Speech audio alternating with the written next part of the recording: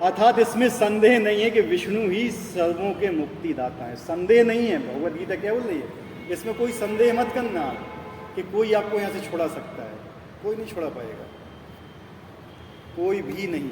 Second person कोई है ही नहीं छुड़ाने वाला भगवान के अलावा। न माम दुष्ट नो मूढ़ा प्रपगंते नराधमा माया पतहत ज्ञाना आसुरम भाव माशिता।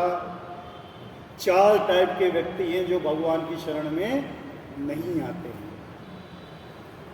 भगवद गीता होता है 4 तरह के।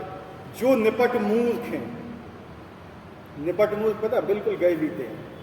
जो मनुष्यों में अधम है, जिनका ज्ञान माया द्वारा हर लिया गया है, माया ने जिनके ज्ञान को चोरी कर लिया। और जो असुरों की नास्तिक प्रकृति को धारण करने वाले ऐसे लोग मेरी शरण ग्रहण नहीं करते हैं। यानी जो भगवान की शरण नहीं ग्रहण कर रहा है, वह 4 में से कोई एक होगा। या तो निपट मूर्ख होगा, या नराधम होगा, या जिसका ज्ञान माया ने हर लिया है, या जो असुर होगा। 4 लोग ही हैं जो भगवान की शरण ग्रहण नहीं करते। अगर हम ग्रहण नहीं कर रहे हैं तो हम इन 4 में से कोई एक न एक हैं। और हम ग्रहण कर रहे हैं तो एक इसके अगले वाले श्लोक में बताया जाएगा हम कौन। ठीक है, वो अगली बार होगा श्लोक। तो 4 टाइप के लोग बताए गए हैं जो भगवान की शरण में नहीं जाते, और 4 टाइप के लोग बताए हैं जो भगवान की शरण में जाते हैं। तो आज हम उसका अध्ययन करेंगे जो भगवान की शरण में नहीं जाते हैं। तो भगवद गीता में कहा गया है कि श्री भगवान के शरण कमलों की शरण ग्रहण करने से ही मनुष्य प्रकृति के कठोर नियमों को लांघ सकता है। सबसे कठोर नियम कौन है? प्रकृति के 4 कष्ट जो मेन है, जो हर आदमी को सहना पड़ते हैं। प्रकृति के 4 जो हर व्यक्ति के जीवन में आते हैं कष्ट, चाहे वो करोड़पति हो, चाहे वो बिल्कुल निर्धन हो, चाहे वो जानवर हो, चाहे वो देवता हो, ब्रह्मा तक हो। हर व्यक्ति के जीवन में वो 4 कष्ट आते ही आते हैं। कौन कौन से 4 कष्ट हैं वो? और वेरी गुड। जन्म भी कष्ट होता है कि जन्म में कष्ट नहीं होता है? होता है। मृत्यु, बुढ़ापा और व्याधि किसके जीवन में नहीं आते हैं? सबके जीवन में आते हैं। ये 4 मेन कष्ट हैं। इन 4 कष्टों से क्या आपको विज्ञान बचा सकता है? कोई सी साइंस बचा सकती है आपको इन 4 कष्टों से? जन्म से, मृत्यु से, बुढ़ापा से और बीमारी से। एक बीमारी के इलाज निकाली दूसरी आ जाएगी, दूसरी निकाली तीसरी आ जाएगी। बीमारी हम कोई एक स्पेसिफिक नहीं बोल रहे हैं कि कोई स्पेसिफिक बीमारी, मैं बीमारी की बात कर रहा हूँ। ठीक है, देख लो, पहले कोई बीमारी थी, उसको सॉर्ट आउट हुआ, दूसरी आ गई, लड़ो इससे, फिर तीसरी आ जाएगी, फिर चौथी आ जाएगी, 5वीं आ जाएगी। बच नहीं पाओगे। बुढ़ापे से बच पाया कोई? सब प्रयास कर रहे हैं बुढ़ापे। इसलिए कॉस्मेटिक जो इंडस्ट्री है ना, सबसे ज़्यादा चलती है। कॉस्मेटिक इंडस्ट्री में सबसे ज़्यादा प्रॉफिट किस लिए होता है? लोग बुढ़ापे से बचना चाहते हैं लेकिन नहीं बचते हैं। कहीं फेस लिफ्टिंग करा रहे हैं, कहीं कुछ करा रहे हैं, कहीं फलाना करा रहे हैं, लेकिन होते तो बूढ़े ही हैं। इन 4 चीज़ों से बचना असंभव है। जन्म, मृत्यु, बुढ़ापा और बीमारी। ठीक है, इनसे कब बचोगे? जब भगवान की शरण में जाओगे। तो यहाँ पर यह प्रश्न उठता है कि फिर तो विद्वान, दार्शनिक, वैज्ञानिक, व्यापारी, शासक, जनता के नेता सर्वशक्तिमान भगवान श्री कृष्ण के चरण कमलों की शरण क्यों नहीं ग्रहण करते? क्यों नहीं ग्रहण करते लोग भगवान की शरण?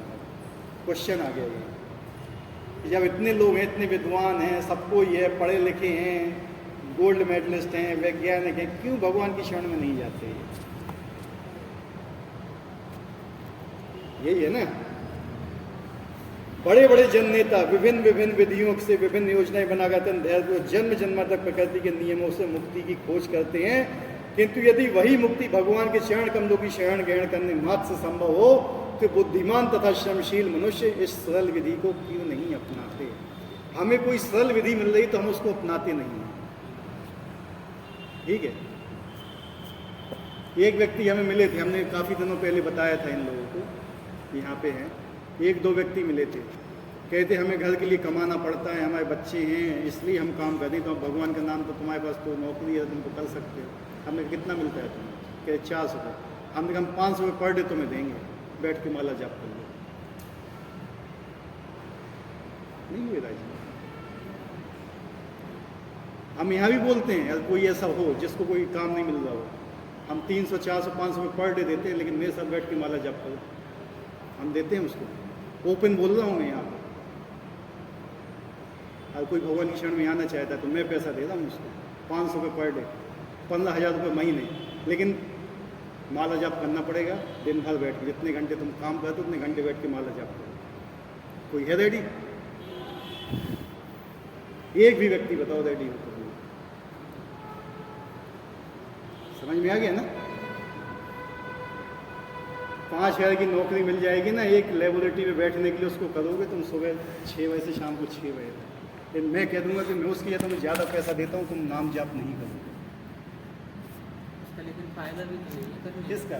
क्या फ़ायदा नहीं है? उसकी आसक्ति तो पैसे ही नहीं रहेगी। किसकी?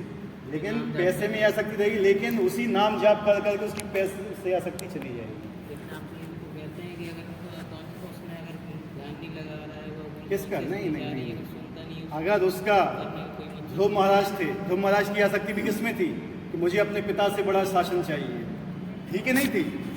क्या हुआ जब भगवान का नाम लिया था? सब खत्म हो जाती है आसक्ति है, सब आसक्ति समाप्त हो जाती है, कोई नहीं बचती है। भगवान के नाम में इतनी शक्ति है। जो ये समझता है कि भगवान के नाम में शक्ति नहीं है, इसलिए भगवान का नाम प्रकट नहीं होता है। मैं तो ओपनली चैलेंज करता हूँ, ओपनली। लेकिन लोग फिर भी नहीं करना। क्यों? क्योंकि भगवान ने इस श्लोक में बताया हुआ है। यहाँ पर जितने भी स्कूल्स हैं, प्राइवेट स्कूल, कहीं पर भी 5, 6, 7, 8 हज़ार से ज़्यादा किसी को नहीं मिलता है। किसी भी टीचर को बताइए आप हमें, 5,000, 6,000, 7,000, 8,000, 9,000, 10,000, इससे ज़्यादा कोई नहीं देता है। आप उन्हीं को बोल देंगे कि हम तुम्हें 10,000 रुपये महीना देते, तुम एक जगह बैठो, केवल कुछ नहीं करना है तुम्हें, केवल माला जाप करिए। नहीं करेंगे वो, नहीं करेंगे, बता रहा हूँ, ये हकीकत बात है। लेकिन जो करेगा ना वो तो पैसा उसको मिले, लेकिन भगवान उससे आसक्ति छुड़ा के उसको और भी ऊँचा ले जाएंगे। लेकिन लोग करना नहीं चाहते। ये हृदय की बात बता रहा हूँ कि हृदय इतना, मुंह से तो बोल देगा व्यक्ति कि मैं कर लूँगा ये, लेकिन जब हकीकत आती है ना, नहीं करेगा वो। तो चाहे करके देख लो, कुछ नहीं तो 1 महीने के लिए आ जाओ मेरे पास कॉन्ट्रैक्ट, 1 महीने के लिए।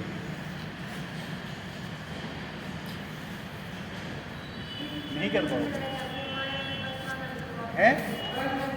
किस लिए काम कर रहा है आदमी? किस लिए इतनी पढ़ाई कर रहा है? लोग B.Ed, M.Ed करके बैठे हुए, मेरे बगल में स्कूल है RBPS स्कूल, 6,000 रुपये में नौकरी कर रहे हैं, गाली खाते हैं दिन भर, सुबह 8, 7 बजे से लेकर शाम को 4 बजे तक वहीं बैठे रहते हैं, उनकी गालियाँ सुनते हैं, सब करते हैं वो। B.Ed, M.Ed करे हुए बैठे हुए हैं, जिनको नौकरी बाहर नहीं मिल रही, 7,000 रुपये देते हैं, चेक भरवाते हैं 15,000 का और मिलते उनको 8,000 रुपये हैं। 8,000 रुपये में नौकरी कर रहे हैं। उनसे कह, तुम माला जाप करो, इतने घंटे तुम वहाँ करो, इतने घंटे यहाँ करो, मैं दे रहा हूँ तुम उनसे ज़्यादा पैसा। नहीं होते हैं भैया, ना होंगे। क्यों? समर्पण भी तो नहीं आएगा। सब आएगा, ऐसा नहीं है समर्पण नहीं आएगा। शास्त्रों में ये बोला गया है, शास्त्र की बात आपसे श्रेष्ठ नहीं हो सकती, ठीक है? जब शास्त्र बोल रहे हैं ये कि आएगा, तो भी व्यक्ति नहीं करता है ना। कोई सी भी आसक्ति हो आपके अंदर, किसी भी प्रकार की आसक्ति हो, भगवान का नाम लेने सारी आसक्ति चली जाती है, सारी आसक्ति चली जाती है, कोई नहीं बचती है। अगर बचती होती ना तो चैतन्य महाप्रभु का वाणी ही गलत हो जाएगी। नाम नाम कारी बहुधा निज सब शक्ति तत्ता पिता नियमति स्मरणे न काला, ठीक है? चेतो दर्पण माजनम भव महादावाग्नि निर्वापणम। क्या बोला है? चैतन्य महाप्रभु की वाणी है, मेरी वाणी नहीं है ये। उनने बोला हुआ कि भगवान का नाम लो, भगवान का नाम लो, सब चला जाएगा। लेकिन हम नहीं लेना चाहते हैं, क्योंकि अभी हमें पैसों में आ सकती है। हम ये चाहते हैं कि मैं अपनी कमाई से कर रहा हूँ, मैं करूँगा। अहंकार है अभी तक हमारे अंदर। एक आदमी अपने 30 साल लगा देता है पढ़ाई करने में, 30 साल भगवत गीता में लगा देना, वो समझ लो क्या लाइफ है। नहीं लगाए, जिसको विश्वास ही नहीं कि मैं भगवत गीता पढ़ने के बाद मुझे खाना मिलेगा अथवा नहीं मिलेगा। ठीक है, समझ रहे? ये भागवेश्वर धाम बाबा कितने तक पढ़े हुए बताइए? हैं? हाई स्कूल 11 पास हैं? प्रधानमंत्री लेकिन इनके पैर में आके गिरते हैं। क्यों गिरते हैं? कुछ है इनके पास। हमारे गुरु महाराज के आए थे, पैर छूते तो प्रधानमंत्री, क्यों? कुछ है इनके पास। एक से एक नेता, एक से एक डीएम क्यों इनके चरणों में जाते हैं? हैं? क्यों जाते हैं? एक से एक डीएम है, आईएएस पीसीएस क्यों इनके चरणों में झुकते हैं? क्या ये कभी उनके चरणों में झुकते हैं? क्यों झुकते हैं ये? क्योंकि उनके पास कुछ श्रेष्ठ है इनसे। अगर वो चीज आपके पास है तो क्या है? लेकिन हम ये बनना चाहते हैं। वही मैं बताता हूँ कैरियर क्या होता है। कैरियर होता है जिंदगी के साथ भी, जिंदगी के बाद भी। कौन व्यक्ति मृत्यु के बाद का कैरियर चॉइस करता है? मृत्यु के पहले के ही कैरियर चॉइस करते हैं, जब 60 साल में लात मार के भगा दिया जाता है। कहीं पे भी नौकरी कर लो, 60 साल से ज़्यादा लात मार के भगा दिया जाएगा वहाँ से। उसके बाद कोई नहीं, तुम्हारी कोई पूछ नहीं है वहाँ पे। अब तो पेंशन भी बंद कर दो। ठीक है,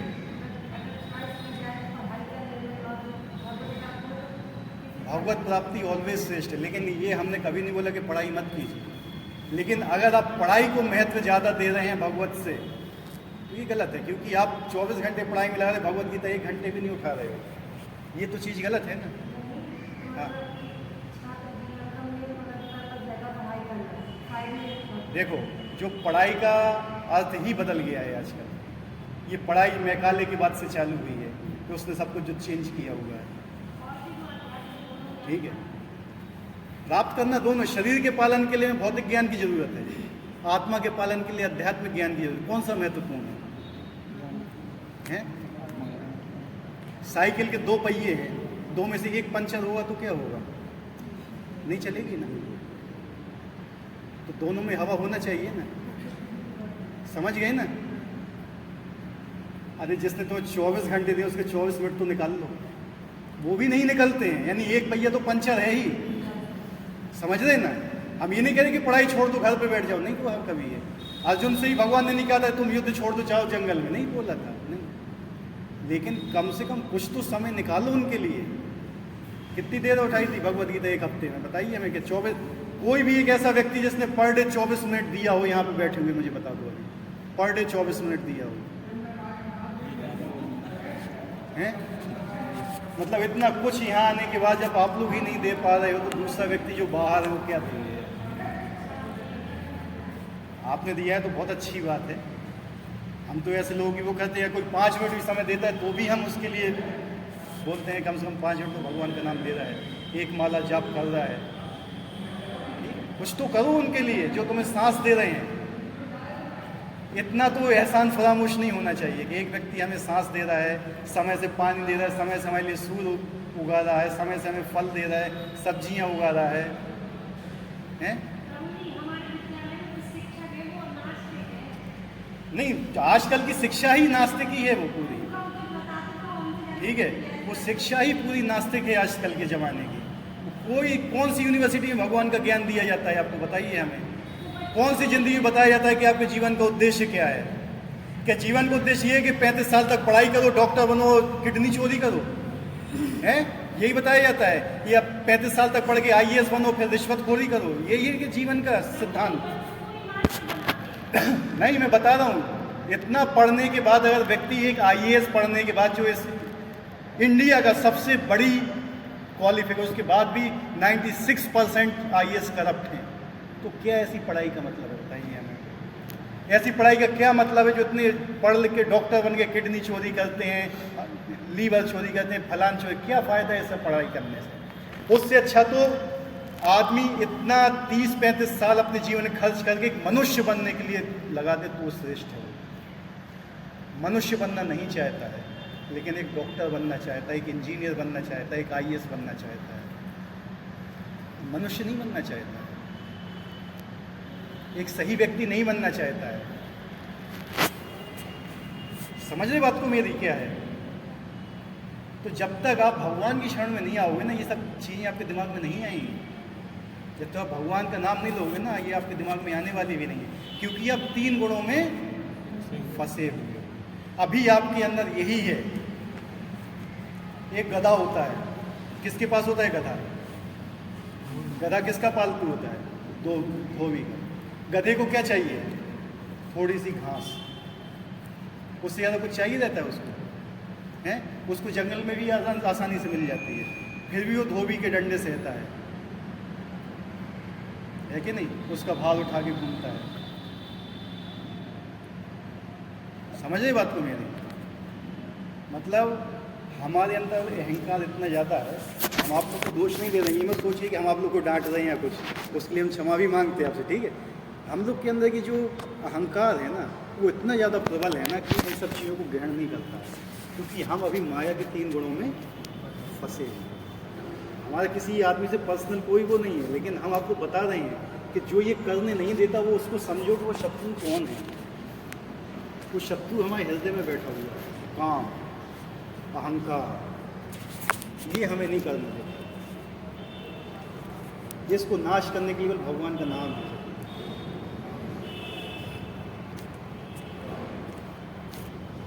किंतु यदि वही व्यक्ति मुक्ति भगवान के चरण कमलों की शरण ग्रहण करने से मात्र संभव हो, तो बुद्धिमान तथा क्षमशील मनुष्य इस सरल विधि को क्यों नहीं अपनाते? यही क्वेश्चन पूछे ना, क्यों नहीं अपनाते? वही क्वेश्चन हमारा आपके सामने था कि हम बोल रहे हैं कि हम चलो इतना कर रहे हैं आपके लिए, फिर भी आप क्यों नहीं अपना रहे? आंसर आएगा इसमें। गीता इसका उत्तर अत्यंत स्पष्ट शब्दों में देती है।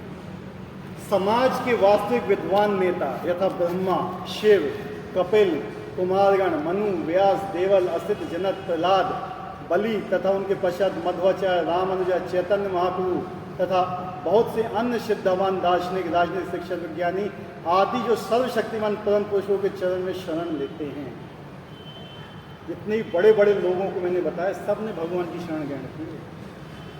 जितने भी बड़े बड़े उठा के देख लो इतिहास को, ठीक है? किंतु जो लोग वास्तविक दार्शनिक, वैज्ञानिक, शिक्षक, प्रशासक आदि नहीं हैं, किंतु भौतिक लोभ के लिए ऐसा बनते हुए परमेश्वर की योजना या पथ को स्वीकार नहीं करते। क्या कह रहे हैं? इस चीज को सही से समझिए। किंतु जो लोग वास्तविक दार्शनिक, वैज्ञानिक, शिक्षक, प्रशासक आदि नहीं है, वास्तविक नहीं है, दिखावे के लिए है केवल, किंतु भौतिक लाभ के लिए ऐसा बनते हैं, अपने नाम के लिए कि मैं वैज्ञानिक हूँ, मैं डॉक्टर हूँ, मैं इंजीनियर हूँ, मैं फलाना हूँ, मैं ढिकाना हूँ, वे परमेश्वर की योजना या पथ को स्वीकार नहीं करते, भगवान की वाणी को स्वीकार नहीं करते हैं। उन्हें ईश्वर का कोई ज्ञान नहीं होता। वे अपनी सांसारिक योजनाएं बनाते हैं और संसार की समस्याओं को हल करने के लिए अपने व्यर्थ प्रयासों के द्वारा स्थिति को और जटिल बना लेते हैं। क्योंकि भौतिक शक्ति इतनी बलवती है, इसलिए वह नास्तिकों की अवैध योजनाओं का प्रतिरोध करती है और योजना आयोगों के ज्ञान को ध्वस्त कर देती है। जितनी भी योजनाएं बनाते हैं ना, सब नष्ट हो जाती हैं। कोई भी योजना सक्सेस नहीं होती है। अभी तक कितनी पंचवर्षीय योजनाएं बन चुकी हैं, उठा के देखे इतिहास, एक भी सक्सेस नहीं हुई है। अभी तक कितने ही शांति सम्मेलन हो चुके हैं, एक भी सक्सेस नहीं हुआ है। जितने प्रधानमंत्री राष्ट्रपति बन चुके, एक भी सक्सेस नहीं हुआ है। क्यों नहीं हुआ है? सोचो, कारण क्या है? कितने नियम बनते थे, कितने संविधान बदलते रहते हैं, क्या कभी अपराध कम हुए? नहीं हुए। क्यों? क्योंकि इस चीज को नहीं अपनाया। इस चीज को जो अपनाते हैं, देख लो किसी भी धर्म संस्था, जैसे हम इस्कॉन से जुड़े हुए हैं, कोई भी मांसाहार नहीं करता, कोई भी व्यभिचार नहीं करता, ठीक है, कोई भी नशा नहीं करता है, कोई भी जुआ वैसा नहीं खेलता है, कुछ नहीं, केवल भगवान का नाम जाप करता है। एक साल में सिगरेट में 10,000 करोड़ रुपए इंडिया के खर्च होते हैं। लोग खर्च करते हैं 10,000 करोड़ एक साल में। उठा के देख लेना ICMR रिपोर्ट, इससे ज़्यादा दारू में खर्च होते हैं। वो कहते हैं कि हमारा देश गरीब है। और जिससे बीमारियाँ होती हैं उसके लिए कितने अस्पताल खोले जाते हैं। यार इतना ही पैसा विकास में लगा दिया है तो क्या नहीं होगा, लेकिन लोग छोड़ेंगे इसको। तो असली धर्म का पालन कौन कर रहे हैं? देश का, जो हमारी संस्था के लोग हैं। समझ रहे? लेकिन लोगों को कह दो कि हम गरीब हैं, अगर आज के दिन भी आधार कार्ड पे दारू मिलने लगे ना, तो सबसे ज्यादा लोग कौन से होंगे? बीपीएल के नीचे वाले होंगे। ये कह दिया है कि बीपीएल वालों को दारू नहीं मिलेगी, देख लो फिर मजा उसके बाद। ठीक है, और सरकार भी बंद नहीं कर सकती क्योंकि सरकार को वोट चाहिए। समझे ना? अपने लिए वोट चाहिए, सरकार बंद नहीं कर सकती है। लेकिन हमारे शील प्रभुपाद ने बंद कर दिया था इसको अमेरिका के अंदर। ठीक है, बंद कर दिया था। उस वहाँ की सरकार ने उनको इनाम भी दिया था कि हमें करोड़ साल मतलब ऐसे साल लग गए कहीं, हम बंद नहीं कर पाए, लेकिन आपने 1 साल में ख़त्म कर दिया। भगवान के नाम की शक्ति है। बहुत से ऐसे लोग हैं जो सब कुछ छोड़ देते हैं, कहीं किसी को जाने की जरूरत नहीं पड़ती। तो ये बताएं, जितने भी नियम बनाते रहते हैं सब फेल होते रहते हैं। उठा के देख लेना इतिहास, जितनी पंचवर्षीय योजनाएं सब खत्म, जीरो, कोई किसी का वो नहीं निकला। उन्होंने कहा था हरित क्रांति लाएंगे, पूरी जमीन खराब कर दिया, आज उसमें कुछ उगता ही नहीं है। क्यों? हमने अपनी बुद्धि लगाई। भगवान ने कहा था ऑर्गेनिक हो जाओ, अब सब ऑर्गेनिक पे आ रहे हैं। माने वही भगवान कहते सीधे नाक पकड़ लो, नहीं हम तो घुमा के पकड़ेंगे। समझे बात? अभी भी मतलब बोलने के बाद भी सबको ही बोलता है, लेकिन फिर भी नहीं मानता।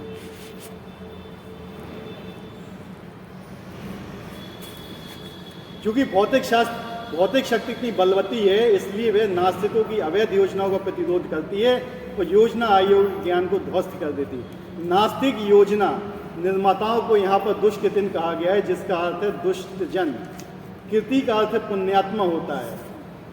नास्तिक योजना निर्माता कभी कभी अत्यंत बुद्धिमान और प्रतिभाशील भी होता है, क्योंकि किसी भी विराट योजना के लिए चाहे वो अच्छी हो या बुरी बुद्धि की आवश्यकता होती है।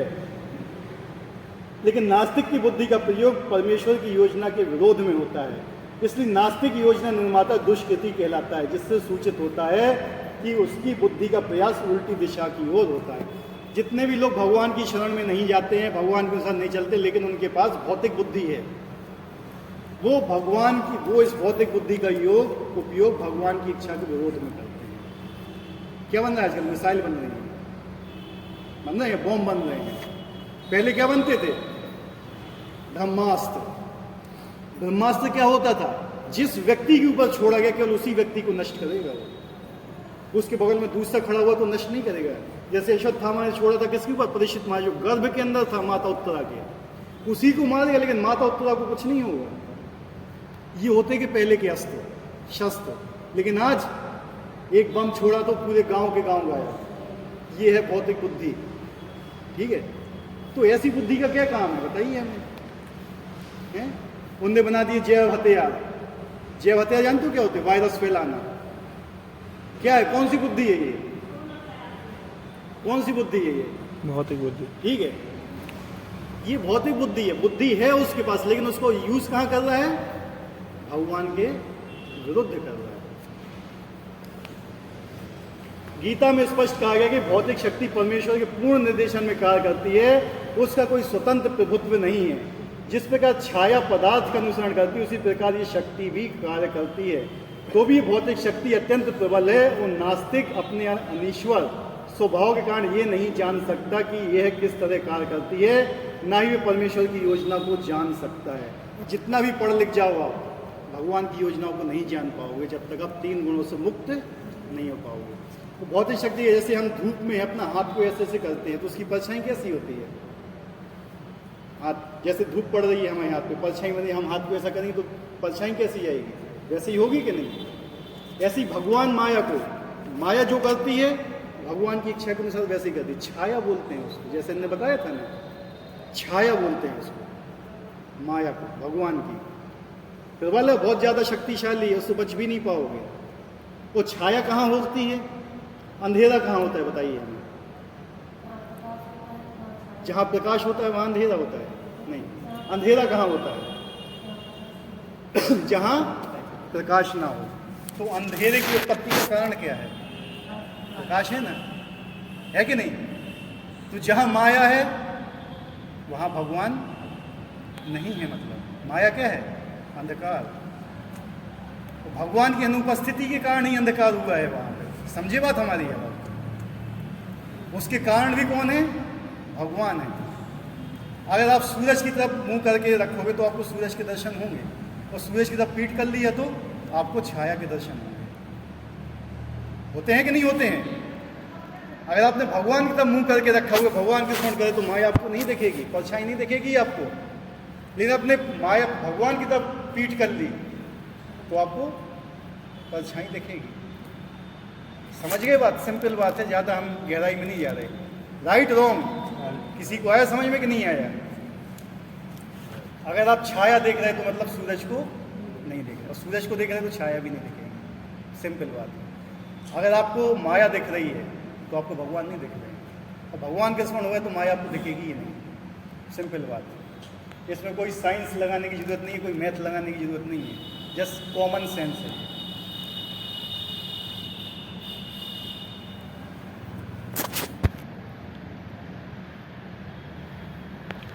मोह तथा रजों एवं तमोगुण में रहकर उसकी सारी योजना उसी तरह ध्वस्त होते हैं जिस प्रकार भौतिक दृष्टि से विद्वान, वैज्ञानिक, दार्शनिक, शास्त्र शिक्षित होते हुए भी हिरण्यकश्यप तथा रावण की सारी योजनाएं ध्वस्त हो गई थी। ये दुष्ट 4 प्रकार के होते हैं, जिनका वर्णन नीचे किया गया है। दुष्ट बोला गया है क्या? जो भगवान की शरण में नहीं आते। गीता उनको क्या बोलती है? दुष्ट बोलती है कि ऐसे 4 प्रकार के दुष्ट होते हैं जो भगवान की शरण में नहीं आते। उसमें से एक रावण भी बताया, उसमें एक हिरण्यकश्यप भी बताया, एक कंस भी बताया। ठीक है, उसी टाइप के लोग हैं ये सब। पहला क्या है? मूढ़। मूढ़ मतलब क्या होता है? मूढ़, बहुत ही मूर्ख, मतलब गया बीता मूर्ख, जिसकी कोई सीमा ही नहीं है, इतना ज़्यादा मूर्ख है। वे जो कठिन परिश्रम करने वाले भारवाही पशुओं की भांति निपट मूर्ख होते हैं, वे अपने श्रम का लाभ स्वयं उठाना चाहते ताकि भगवान को उसे अर्पित करना नहीं चाहते। जो कहते हैं मैं काम कर रहा हूँ केवल अपने लिए, मुझे भगवान से कोई लेना देना नहीं, मैं मेहनत कर रहा हूँ, मैं खाऊंगा, मैं मज़े करूँगा, मुझे वो भगवान को अर्पित करने की कोई ज़रूरत नहीं है। ये कभी भगवान की शरण में नहीं आएंगे। भारवाही पशु का उपयुक्त उदाहरण कौन है? गधा। गधा। सबसे ज़्यादा गधे को क्यों लिया जाता है? क्यों लिया जाता है गधे को? क्योंकि वास्तव में गधा होता है। यही है कि नहीं है? बता रहे हैं इसमें। ये इस पशु से उसका स्वामी अत्यधिक कार्य लेता है, बहुत ज़्यादा काम लेता है। यहाँ पे बताओ आप लोग, आप पढ़ लिख गए, किसी भी कंपनी में कहीं पे भी गए, क्या कंपनी ने अगर आपसे 10,000 रुपये कमाए 1 महीने में तो आपको कितना देगी? सिंपल बताना। 1,000 रुपये है? आप बिजनेस करते हो ना, आपके यहाँ बिजनेस है ना। अगर आपने एक नौकर रखा, वो नौकर आपको 10,000 रुपये कमा के दे रहा है महीने, तो आप उसको 10,000 रुपये दे दोगे? कितने दोगे? कम दोगे ना, है कि नहीं? समझे ना बात को मेरी? मैं क्या कहना चाहता हूँ, हम जितनी मेहनत भौतिकतावादी लोगों के लिए कर रहे हैं ना, वो उतना भी नहीं देता हूँ। वो हमारे ही काम का इस्तेमाल करता है अपने लिए। अगर हम उसके लिए 1 लाख का काम कर रहे हैं तो 10,000 रुपये महीने की सैलरी हमें दे देगा, बस इससे ज़्यादा नहीं देगा। तो 90,000 वो रखेगा हमें एक महीने। यही होता है इस संसार में। तो ऐसे लोगों को क्या बोला गया है? मूढ़। गधा। जो मतलब अपनी कमाई किसको दे रहे हैं? दूसरे को दे रहे हैं, मतलब बहुत काम करता है। क्या बोला है?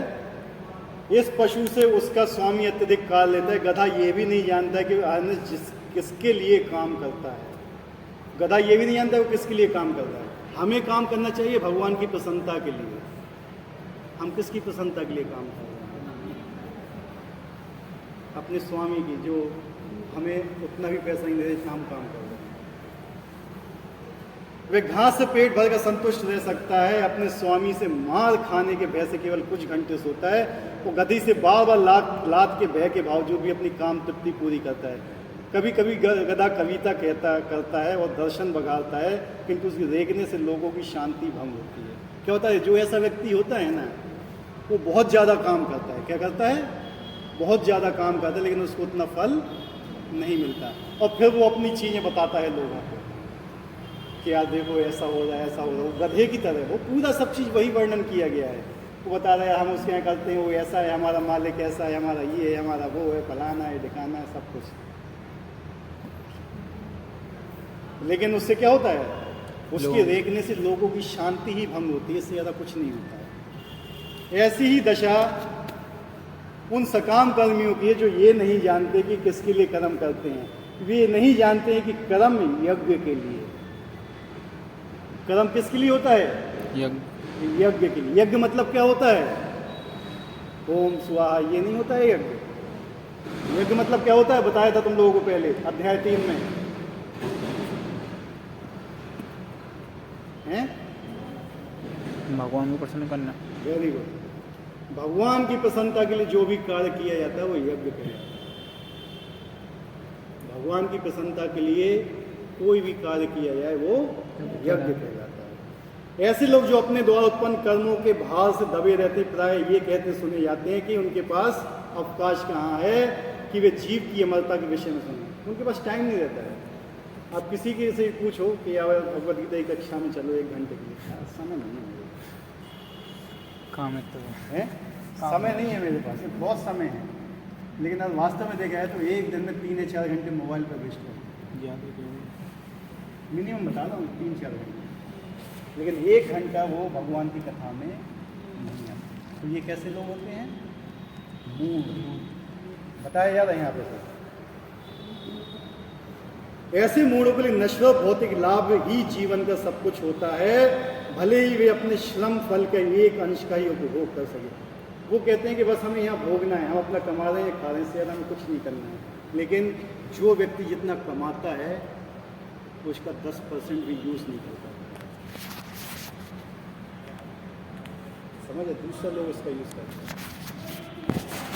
अगर आज जैसे माता जी हैं, आप 50-60 हज़ार रुपये महीने कमाती हैं, मान लो, खाने में कितना खर्च होता है? हकीकत बताना, 5-6, इससे ज़्यादा नहीं होता होगा, नहीं होता है। वो हमारी प्राइमरी रिक्वायरमेंट, रोटी कपड़ा और मकान, तो प्राइमरी रिक्वायरमेंट अगर हमें चाहिए है ना, तो 5 या 10 हज़ार में हो जाएंगे। लेकिन हमने अपनी आवश्यकताओं को बढ़ा लिया, मकान की हवेली चाहिए, इसलिए हम भाग रहे हैं, इसलिए हम ज़्यादा कमाने के लिए भाग रहे हैं। ठीक है, ज़्यादा कमाएंगे, जल्दी हमें शुगर हो जाएगा, जल्दी ब्लड प्रेशर बढ़ेगा। वो कमाया हुआ पैसा कौन ले जाएगा? हमारा डॉक्टर ले जाएगा। ले जाएगा तो नहीं ले जाएगा, बस जो जैसे आता है वैसे ही चला जाता है। और ना तो हमने भगवान की सेवा लगा पाई, ना वहाँ भगवान की सेवा लगा पाई। अगले जन्म मिला तो कुत्ते जानवरों का मिल गया, बस 84 लाख योनियों के लिए पहुँचा, फिर मिलेगा मनुष्य का जीवन करना, और फिर आएंगे तो फिर हम वही करेंगे। लेकिन जब हमारे पास समय है, तो हम उस समय का यूज़ हमें करना चाहिए। कभी कभी वे लाभ के लिए रात दिन नहीं सोते, भले ही उनकी आमाशय में व्रण मतलब अल्सर हो जाए या अपच हो जाए, क्योंकि बिना खाए पिए संतुष्ट रहते हुए माया में स्वामियों के लाभ हेतु अहर्निश काम करने में व्यस्त रहते हैं। और उनके मालिक ने बोलिए काम करना है तो वो खाना भी नहीं खाएंगे। कभी कभी होता है ऐसा कि आज यार बहुत काम है, आज सब कुछ छोड़ देते, आज कुछ खाना भी नहीं खाएंगे, ये नहीं करेंगे, वो नहीं करेंगे। उनके लिए करेंगे जो उनका शोषण कर रहे हैं। समझ रहे बात को? ये लोग कैसे हैं? मूढ़। वे अपने असली स्वामी से अनभिज्ञ रहकर वे कभी मूर्ख कर्मी माया की सेवा में व्यर्थ ही अपना समय गंवाते हैं। हम अपने वास्तविक स्वामी को नहीं जानते हैं और दूसरों की सेवा में हम अपना समय गंवाते हैं। जो समय हमें मिला हुआ है, आप अपनी पूरी जिंदगी की कमाई ले लेना और मृत्यु समय ये बोल देना कि मुझे 5 मिनट और मिल जाए, मैं पूरी संपत्ति दे दूंगा, नहीं मिलेगी। तो वही आप समय का यहाँ पे इस्तेमाल नहीं करना चाहिए।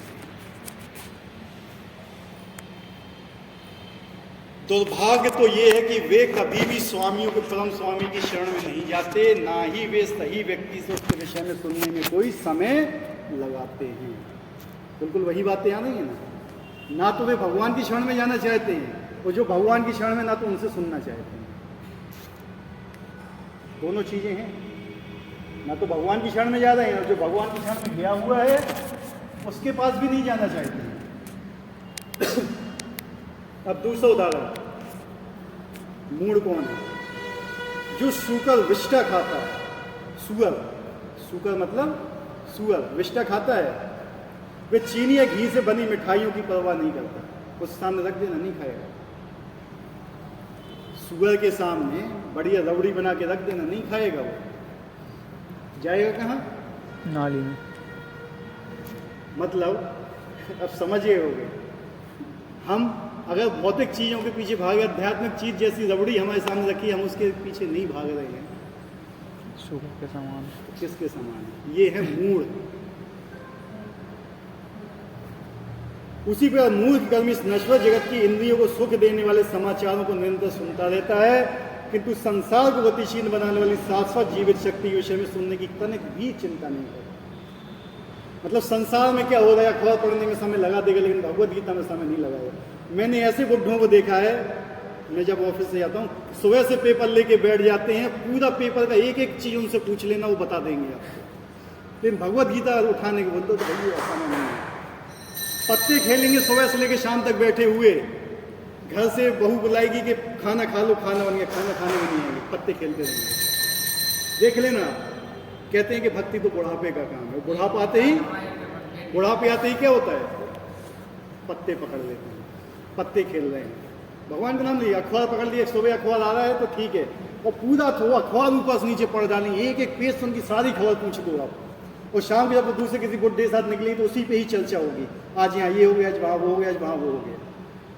लेकिन उनसे कहो भगवत गीता उठा लो तो उनके पास भी समय नहीं। ये लोग क्या हैं?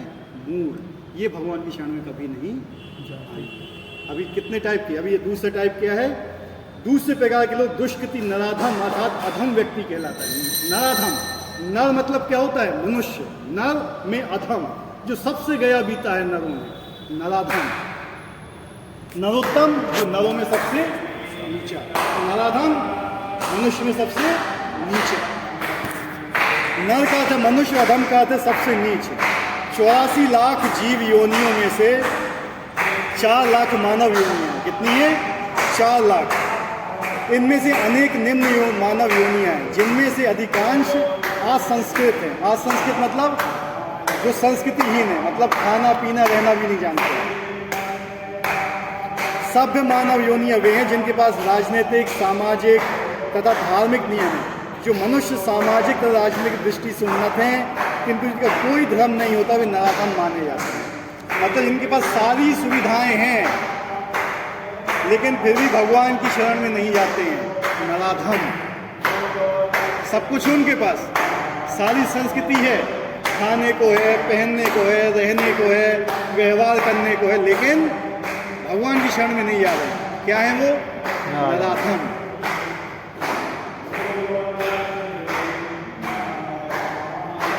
ये धर्म ईश्वर विहीन नहीं होता है, किंतु धर्म का प्रयोजन परम सत्य तथा उनके साथ मनुष्य के संबंध को जानना। धर्म का मतलब क्या होता है? लोग कहते हैं कि कोई ईश्वर नहीं है। क्या बोलते हैं? कोई ईश्वर नहीं है, ऐसा कोई धर्म नहीं होता है। धर्म का मतलब में पहले होता है, सनातन धर्म क्या है? मैं भगवान का सेवक हूँ, भगवान मेरे स्वामी हैं। क्या ये? एक संबंध है मेरा और भगवान का। क्या संबंध है? मैं सेवक हूँ और भगवान मेरे स्वामी हैं। मैं नित्य हूँ, भगवान भी नित्य हैं, और हमारी सेवा भी क्या है? नित्य है। मैं कभी भगवान का स्वामी नहीं बन सकता, मैं हमेशा भगवान का सेवक हूँ, भगवान हमेशा मेरे स्वामी हैं। ये एक मनुष्य जीवन का धर्म है। क्या है? धर्म है। इसी को सनातन धर्म बोला जाता है, यही धर्म होता है। धर्म ये होता है कि मैं हिंदू मुस्लिम से, ये समुदाय है। क्या है? समुदाय, एक लोगों का ग्रुप है। ग्रुप क्या है? कुछ लोगों का ग्रुप हो गया जो एक नियम का पालन करता है, वो हिंदू हो गया। एक दूसरे नियम का पालन करता, मुसलमान होता है। एक दूसरे नियम का पालन करता, सिख हो गए। चौथे नियम का पालन करता, ईसाई हो गया, एक अलग नियम का पालन करता है, बौद्ध होता है, लेकिन सब क्या करते हैं? भगवान की सेवा। लेकिन किसी भी संप्रदाय में रहकर कोई भगवान की सेवा नहीं कर रहा है तो वो नराधम है। समझ गए बात को? हर व्यक्ति, चाहे वो किसी भी धर्म को फॉलो करता हो, चाहे भी किसी संप्रदाय का फॉलो करता हो, उसका मेन काम है भगवान की सेवा करना। सूरज को इंग्लिश में क्या बोलते हैं? हिंदी में क्या बोलते हैं? सूर्य, एक भास्कर भी बोला जाता है। ग्रीस में क्या बोलते हैं? Helium, Helios. आज कोई हीलियस बोल रहा है कि मैं तो हीलियस को मानता हूँ, तुम कहते मैं सूर्य को मानता हूँ, वो कहेगा मैं सन को मानता हूँ, कहेगा मैं भास्कर को मानता हूँ, चाहो लड़ रहे हैं तो क्या होगा? है तो वही ना, है?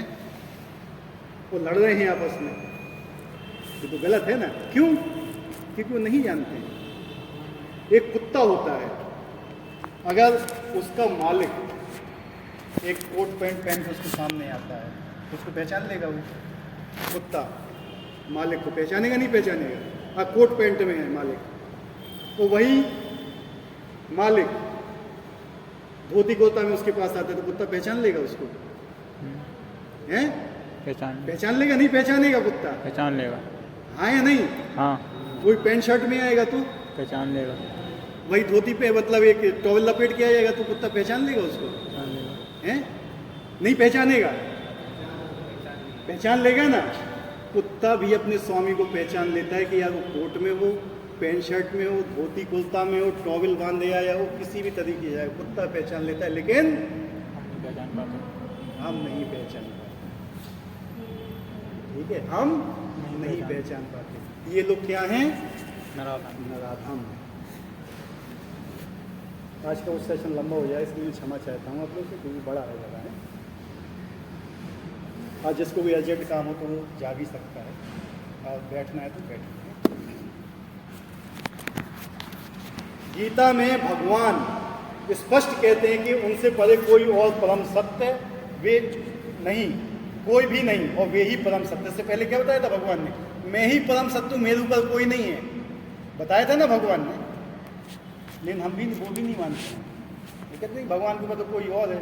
किसी शिव बाबा ने बोला हुआ है, कहीं गीता में लिखा हुआ है कि शिव बाबा ने वो बोली हुई है भगवत गीता, कि शिव बाबा उनके अंदर आके बोले हुए थे। भगवान बोले थे मैं बोल रहा हूँ। क्या? श्री भगवान उवाचा, सीधा क्या बोला है? श्री भगवान उवाचा। कोई कहता है भगवान को उसके अंदर भगवान से ऊपर कोई है, कोई निराकार है, ये वो सब गलत। भगवान क्या बोल रहे हैं? मैं ही हूँ, उससे ऊपर कोई दूसरा नहीं है। जो ये मानता है वो भी नराधम है, जो भगवान से श्रेष्ठ किसी को मानता है। मनुष्य जीवन का सुसंगत सब शक्तिवान परम सत्य श्री भगवान कृष्ण के साथ मनुष्य की विस्मृत भावना को जागृत करने के लिए मनुष्य जीवन किस लिए मिला है? हम भगवान को भूल चुके हैं, उस भगवान को याद करने के लिए हमें मनुष्य जन्म मिला हुआ है। जैसे याददाश्त चली जाती है ना, याददाश्त क्या होती है? किसी व्यक्ति चली जाती है तो उसको क्या बताया जाता है? पिक्चरों में तो देखा ही होगा यार, हैं? आज कोई व्यक्ति उसका एक्सीडेंट हो गया, उसकी याददाश्त चली गई तो उसको क्या याद कराया जाता है? उसकी पुरानी चीज़ें याद कराई जाती है ना, जो उसने की हुई हैं, जो घटित हुई हैं। पुराने सॉन्ग उसको सुनाए जाते हैं कि इस सॉन्ग को सुन के शायद इसकी याद आ जाए। पुरानी उसकी पत्नी या बच्चों से मिलाया जाता है, शायद उनको देख के समझ जाए। इसी प्रकार से भगवान क्या करते हैं ना, हम भगवान को भूल चुके हैं। भगवान भेजते हैं लोग, भगवत गीता भेजते हैं कि इसको कुछ समझ में आ जाए, कुछ समझ ले मेरे बारे में, इसको मेरे बारे में याद जाए। इतने ग्रंथ भेजे, कितने साधु महात्माओं को भेजा हुआ है, लेकिन फिर भी याद नहीं आ रहा है। यानी हमारी याददाश्त गई हुई है। और जो इस सुअवसर को हाथ से जान देता है वही नराधम है। जो मनुष्य जीवन का उपयोग भगवान की प्राप्ति के लिए नहीं करता है, भगवान के साथ अपना संबंध बनाने के लिए नहीं करता है, वो नराधम है। शास्त्रों से पता चलता है जब बालक माता के गर्भ में अत्यंत असहाय रहता है तो अपने उद्धार के लिए प्रार्थना करता है। वो वचन देता है कि गर्भ से बाहर आते केवल भगवान की पूजा करेगा। संकट के समय ईश्वर का स्मरण, उद्धार के स्मरण प्रत्येक जीव का स्वभाव है, क्योंकि वे ईश्वर के साथ सदा से संबंधित रहता है। हर व्यक्ति जब वो कष्ट में होता है तब उसे भगवान याद आते हैं। क्यों याद आते हैं? बताया है, क्योंकि भगवान से उसका संबंध है। इसलिए भगवान याद आते हैं उसको, ठीक है। बहुत से तो ऐसे इनको भगवान ही याद नहीं आते हैं, ठीक है, लेकिन कम से कम याद तो आते हैं। कष्ट के समय जब व्यक्ति घोर कष्ट में होता है ना, कोई याद नहीं आएगा उसको, केवल कौन याद आएगा? उससे क्या पता चलता है कि हमारा भगवान से संबंध है। किंतु उद्धार के बाद बालक जन्म पीड़ा को उसी के साथ अपने उद्धारक को ही भूल जाता है, क्योंकि माया की वशीभूत है।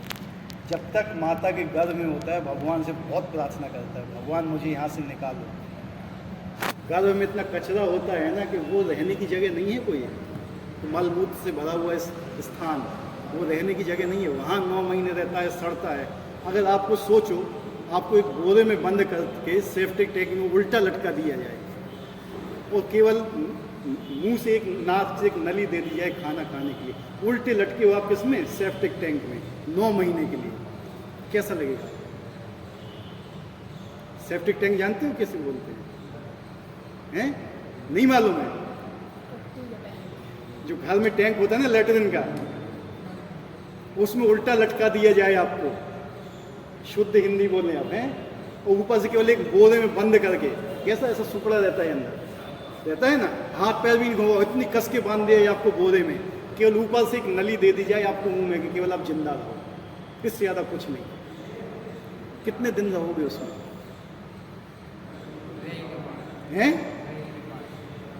रहे हो 9 महीने, ठीक है, रह नहीं पाओगे, नहीं, कष्ट है ये, भूल गए हो जिसको, वही याद दिला रहे हैं तुम्हें यहाँ पे। उस समय तुम भगवान से बोलते थे कि हमें यहाँ से निकालो, हम बहुत पूजा करेंगे आपकी, बहुत तपस्या करेंगे, ये करेंगे, वो करेंगे, फलां करेंगे, काम करेंगे, और जब निकाला भगवान ने वहाँ से, अरे हमारे पास तो समय बस रील देखने, अभी मोबाइल आज नौ मॉडल आओ मोबाइल को, हैं? फिर से जाओगे वहीं पे, फिर से जाओगे, किसी भी माता के घर में जाओगे, हर जगह एक सही स्थान है, ऐसे ही रहोगे। समझ लेना, ये चीज़ याद रखना कि 9 महीने के लिए आज उल्टा लैट्रिन के टैंक पे लटका दिया जाए, केवल एक नली से भोजन जाए, वहाँ पे भगवान को याद करोगे ना, आपको मुझे निकालो इधर से, चिल्लाओगे वहाँ से, अरे भगवान मुझे निकालो इधर से, कितनी तेज चिल्लाओगे, मच्छर काटेंगे, कीड़े काटेंगे, सब कुछ काटेंगे। जब बच्चा पैदा होता है लाल लाल होता है पूरे शरीर में, क्यों? कीड़े काटते हैं उसको, होते हैं लाल लाल दाने दाने से, क्यों होते हैं? कीड़े काटते हैं वहाँ पे, चिल्ला भी नहीं पाता है। और माता जो खाती है कड़वा ये वो सब उसके ऊपर जलता है, उसकी स्किन कितनी सॉफ्ट होती है बच्चे की, ठीक है। और जब वो खाती है माता, तीखा खाने का होता है ना बहुत शौक, उस समय खट्टा खाने का शौक होता है, बच्चे को उतना ही कष्ट होता है, वो सहन करता है वो, तब उसको भगवान की याद आती है कि मुझे कहाँ पटक दिया तुमने लाके। उस चीज़ से बचने के लिए कम से कम भगवान की शरण ग्रहण करो। इसलिए कह रहे हैं ना, जन्म मृत्यु जरा व्याधि बहुत कष्टकारी होते हैं।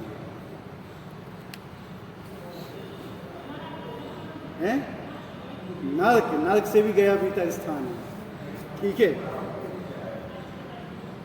क्या बोलते हैं, जैसे ही वो जन्म लेता है वैसे ही भगवान को भूल जाता है। और उसको क्या बोलते हैं लोग, बेटा वो तो मम्मी पापा, ये बोलते हैं, मामा ये वो बोलो, ये नहीं बोलेगा राम का नाम, नहीं बोलेगा, कोई नहीं बोलेगा उसको।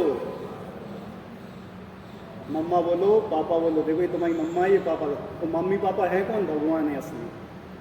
तो सबसे आगे सबसे पहले गलत शिक्षा कौन देता है? परिवार वाले, ये तुम्हारी मम्मी है तुम्हारे पापा, देते हैं गलत शिक्षा। असली माता पिता का नहीं होता है, कोई नहीं कहता बेटा राम राम बोलो, ये नहीं, मम्मा बोलो, पापा बोलो, ये बोलो, फलाना बोलो।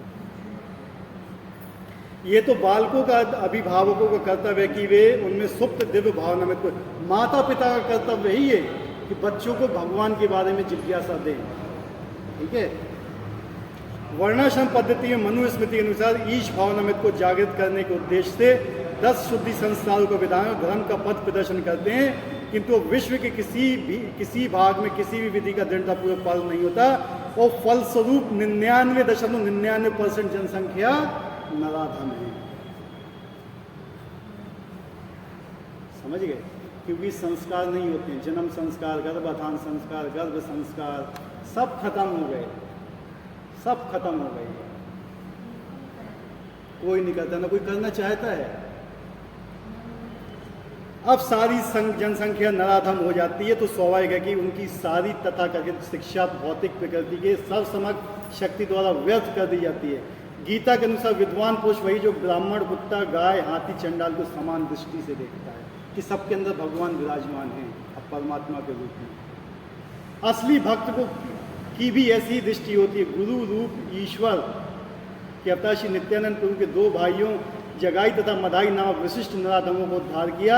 कोई दिखला दिया किस प्रकार शुद्ध भक्त नराधमों पर दया करता है। ये भक्तों का कर्तव्य है कि नराधमों के पास भगवान की शिक्षा को पहुंचाओ। अतः जो नराधम भगवान द्वारा बहिष्कृत किया जाता है वे केवल भक्त की अनुकंपा से ही पुनः अपना आध्यात्मिक भावनामृत प्राप्त कर सकते हैं। भगवान ने तुम्हें वहाँ से अलग कर दिया अपने साम्राज्य से, अब भगवान तुम्हें वापस नहीं बुलाएंगे। बुलाने के लिए कौन आएगा तुम्हें वापस? भक्त आएंगे। अब भगवान तुम्हें ग्रहण नहीं करेंगे जब तक भक्त नहीं बोलेंगे। इसलिए एक पूरी चैनल बनाई गई गुरु परंपरा की। गुरु परंपरा के अनुसार जाइए, ठीक है, ये शास्त्र बताते हैं, उस हिसाब से जाइए। जब भगवान भी आए थे ना जन्म लेके तो उनने भी अपना गुरु बनाया था, जबकि वो तो सब समर्थ हैं। रामचंद्र जी आए थे, गुरु बनाया था। भगवान कृष्ण आए तो उनने भी गुरु बनाया था। चैतन्य महाप्रभु आए तो उनने भी अपना गुरु बनाया। जितने भी आए अवतार लिया भगवान ने, स्वयं जो ज्ञान के स्वरूप हैं, जो ज्ञान देते हैं सब, उनने भी इस चीज़ का पालन करके गुरु बनाया। लेकिन हम भगवान से श्रेष्ठ है क्योंकि हमें गुरु की जरूरत ही नहीं है। समझ रहे बात को? हमें जरूरत नहीं है गुरु की, हम तो भगवान से बहुत ऊपर हैं। भगवान को जरूरत है गुरु को, उनको बनाने दो। है कि नहीं बात सही? हमें जरूरत नहीं है गुरु, हम तो पैदा ही हुए हैं सब कुछ, ठीक है, सब कुछ पढ़ लिख के पैदा हुए हैं। ये लोगों की मेंटेलिटी है आजकल। उनको आप कुछ समझाओगे ना, तो विशेषकर इंडिया में किसी कुछ गीता के बारे में बोलोगे ना, शांत रहो, तुमसे ज़्यादा हम जाना, बस बस हमारे सामने पैदा हुए थे, कल की आओ तुम, ठीक है, हमें ना समझाओ, हम भी सब पढ़े लिखे हैं, समझ लेना, ऐसे ही मिलेंगे तुम्हें लोग, ठीक है, चाहे जैसे हो। इनको क्या बोला गया है? नराधम, ठीक है। इसलिए कहते हैं अश्रद्धालु को भी उपदेश नहीं देना चाहिए। भैंस के आगे बीन बजाओ, भैंस खड़ी खड़ी तुराए। भाइयों ने बोला गया सुअर के आगे मोती बिखेरोगे ना तो सुअर खाए नहीं, तुम्हें और फाड़ देगा। श्री चैतन्य महाप्रभु ने भागवत धर्म का प्रवर्तन करते हुए संस्कृति ये कि लोग विनीत भाव से भगवान के संदेश को सुने। इस संदेश का सार भगवत गीता है। विनीत भाव से श्रवण करने मात्र से अधम मनुष्यों का उद्धार हो सकता है। भगवत गीता का संदेश सुनने मात्र से उद्धार हो जाएगा लोगों का। चैतन्य महाप्रभु की वाणी, हमारी वाणी नहीं है। चैतन्य महाप्रभु जो भगवान राधा कृष्ण दोनों के अवतार थे, वो बोल रहे हैं कि आप भगवत गीता संदेश केवल सुनिए, उद्धार हो जाएगा आपका उतने में।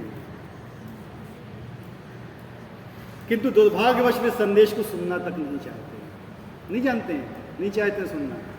जिस समय बोला जाता है कि भैया 10 बज के 11 बजे तक क्लास है यहाँ पे, उस समय 24 घंटे के सारे काम याद आ जाएंगे कि हम इसी 1 घंटे में निपटाना है, और कभी याद नहीं आएंगे।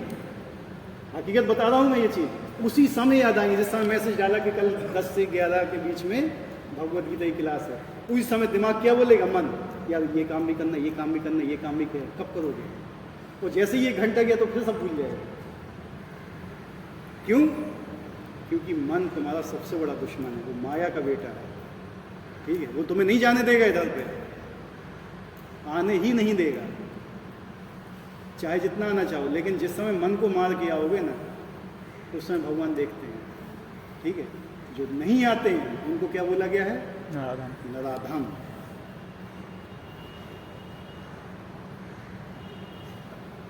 किंतु दुर्भाग्य संदेश को सुनना तक नहीं चाहते। परमेश्वर की इच्छा के प्रति समर्पण करना तो दूर रहा, समर्पण की बात तो वो सुनना ही नहीं चाहते हैं।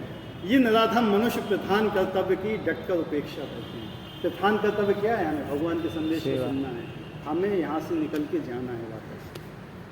हमें डॉक्टर बनना हमारा प्राइमरी उद्देश्य नहीं है। बनिए, आप बन सकते हैं, बनिए, अच्छी पोस्ट पे आइए, लेकिन भगवान को मत भूलिए। भगवान की शिक्षाओं का पालन कीजिए, उनके लिए आदर्श बनिए। उन डॉक्टरों को समझाइए कोई नहीं चोरी करते हैं। उन IAS ऐसे बनिए कि जो रिश्वत नहीं लेते हैं, ऐसे बनिए। IAS बनिए, ऐसे ऊपर पोस्ट पे पहुँचिए आप लोग। कि जहाँ लोगों को शिक्षा दे सको आप बैठ के, ठीक है। ऐसा नहीं कि पढ़ लिख गए 35-40 साल अपने बर्बाद किए हो फिर लेके आना है रिश्वत, इतना भी नहीं आता। एक पहली क्लास के बच्चे पूछो क्या क्या है अच्छे काम, रिश्वत नहीं लेना है, चोरी नहीं करना है, झूठ नहीं बोलना है, लेकिन IAS बनने के बाद वही सब करेगा। रिश्वत भी लेते हैं, झूठ भी बोलते हैं, चोरी भी करते हैं। उससे अच्छा तो पहली क्लास के बच्चे हैं। अब दुष्कृतियाँ तीसरी श्रेणी है माया प्रतिज्ञाना की है, अर्थात ऐसे व्यक्तियों की जिनका प्रकांड ज्ञान माया के द्वारा शून्य हो चुका है। ये अधिकांश बुद्धिमान व्यक्ति होते हैं। माया किसका ज्ञान हरेगी? जो बुद्धिमान होते हैं। ये महान दार्शनिक, कवि, साहित्यकार, वैज्ञानिक आदि, किंतु माया इन्हें भ्रांत कर देती है, जिनके अंदर परमेश्वर की अवज्ञा करते हैं। ये अपने आप की बुद्धि को इतनी ज़्यादा हो जाती है, इन्हें बुद्धि के ऊपर मद आ जाता है, घमंड आ जाता है। ये कहते हैं नहीं भगवान से अच्छा तो मैं बोल रहा हूँ। इनका ज्ञान माया के द्वारा हल लिया गया है। इस समय माया प्रतिज्ञाना की बहुत बड़ी संख्या है, यहाँ तक कि वे भगवत गीता के विद्वानों के मध्य भी, यानी वो भगवत गीता को पढ़ते भी हैं, भगवत गीता को समझते भी हैं, लेकिन मानते नहीं, क्योंकि माया उनको घुमा देती है। क्या करती है? घुमा देगी माया। ठीक है, ऐसी ऐसी चीज़ बोलो कि माया को ही भगवत गीता का एक श्लोक याद है।